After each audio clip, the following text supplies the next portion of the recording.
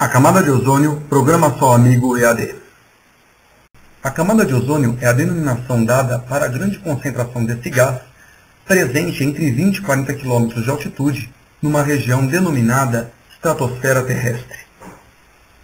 Essa região concentra cerca de 90% de todo o ozônio presente na atmosfera.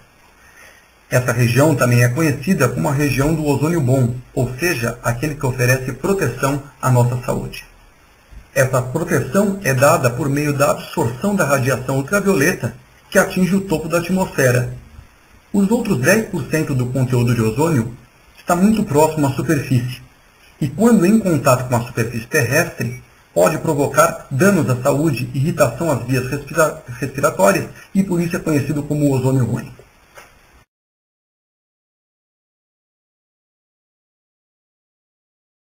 Próximo à superfície, o ozônio é um poluente secundário, produzido a partir de outros gases emitidos principalmente por veículos automotores.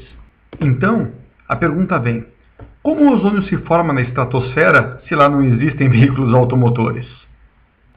A resposta está no oxigênio, um gás majoritário, como já sabemos, e muito importante na absorção da radiação ultravioleta do tipo C. Isto é, o oxigênio absorve a radiação ultravioleta do tipo C e se dissocia em 2 oxigênios atômicos, um elemento químico altamente reativo. O oxigênio atômico é muito instável e rapidamente se associa com outras moléculas de oxigênio presentes na atmosfera, formando assim o ozônio, isto é, O mais O2. Esse é o único processo de formação de ozônio na estratosfera terrestre. Também sabemos que o ozônio é um bom absorvedor de radiação UV, principalmente a do tipo UVB. Ao absorver a radiação UVB, o ozônio se dissocia em oxigênio atômico e na molécula de oxigênio. Este é o processo de destruição natural do ozônio na estratosfera terrestre.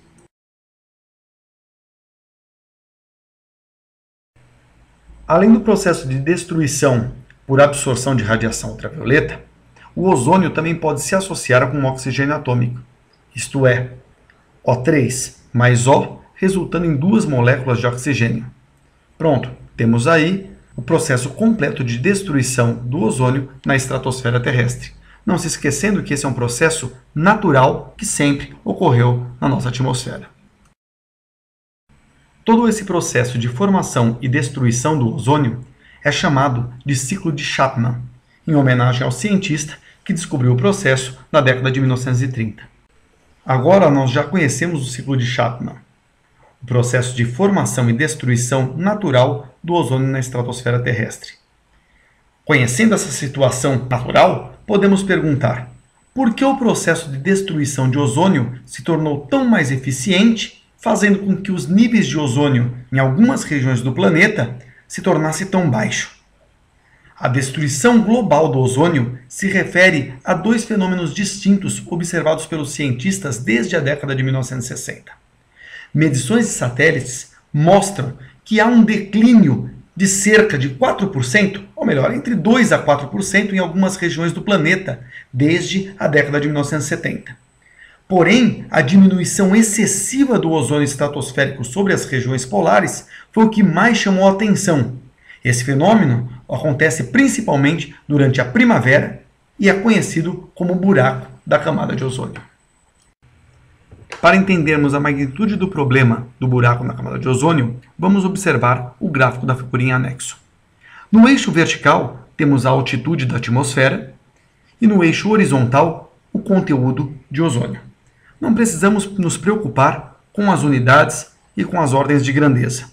Valores maiores significam uma maior quantidade de ozônio. Valores menores, uma quantidade pequena de ozônio. Então, vamos nos ater às curvas azul e vermelha. A curva azul ilustra uma situação de normalidade no conteúdo de ozônio na atmosfera. Isto é, baixos conteúdos próximo à superfície, até 10 km de altitude, e grandes concentrações de ozônio na estratosfera em torno dos 20 km de altitude. Porém, quando observamos a curva vermelha, vemos que a situação se inverte. A estratosfera apresenta níveis baixíssimos de ozônio, e a esses níveis baixíssimos de ozônio, nós atribuímos o nome de buraco na camada de ozônio. O slide anterior nos mostrou a magnitude da diminuição expressiva do ozônio na estratosfera terrestre, conhecida como buraco na camada de ozônio. Mas por que, depois de milhares de anos, o ciclo de Chapman entrou em desequilíbrio?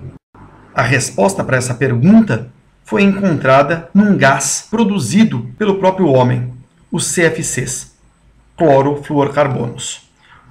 Os CFCs são gases de alto poder refrigerante e, por essa razão, foram amplamente utilizados na indústria e na fabricação de geladeiras e condicionadores de ar. Também eram componentes importantes na produção de espumas e como gases propelentes de recipientes de aerossóis. Mas por que o CFC é tão nocivo para o ozônio? A teoria da química heterogênea explica essa situação. Em condições atmosféricas bem específicas, principalmente encontradas na Antártida e no Ártico, ou seja, em condições de atmosfera muito fria e presença de luz solar, a molécula de CFC ela pode se dissociar, liberando cloro na estratosfera. Esse cloro livre se associa facilmente às moléculas de ozônio presentes em grande concentração e as destrói, formando oxigênio e óxido de cloro.